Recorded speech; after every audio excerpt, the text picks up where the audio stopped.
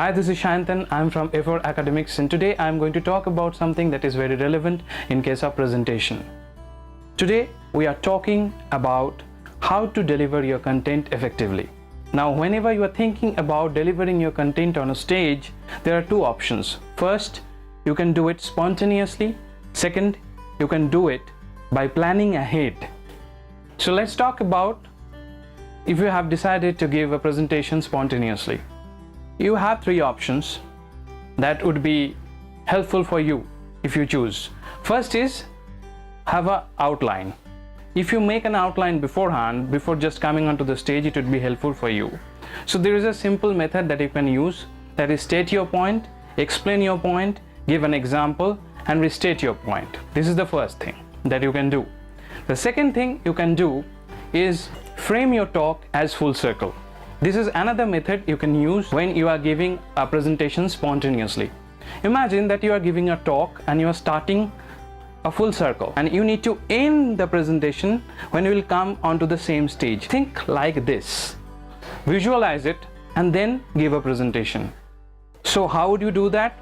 So first start with something and then give an example and then come back to the same place after giving the presentation.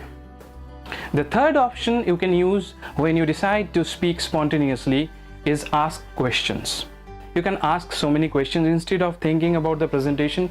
Just ask your audience to give you questions and you just answer those questions as a result, as a method of presentation. So that is it. You can use three methods. First, have an outline, solid outline. That is SEGR method, state your point, explain your point, give an example and restate your point. Second point is imagine your presentation as full circle. And third is asking questions and answering them. Let's talk about planning ahead. When you have decided to plan ahead your presentation and then give the talk. If you are new to the presentation, it's recommended that you do this because spontaneously when you are speaking, you may go haywire and you will not be able to get the grip over the presentation. This is recommended. So what would you do here? Make any outline that you can, craft your presentation, write down your presentation, and then what would you do? Then you add quotes, remarks, any research, any example that you want to add. Then practice at least for a week before the presentation, and then finally deliver the presentation. To conclude, planning ahead always helps. Of course, it seems very easy when it's about planning because I have talked more about being spontaneous. In case of planning, you need to have invested more time, more energy, more effort so that the presentation becomes great. In case of spontaneous presentation, if you are a presenter who is presenting for a long period of time, then it would be easier for you.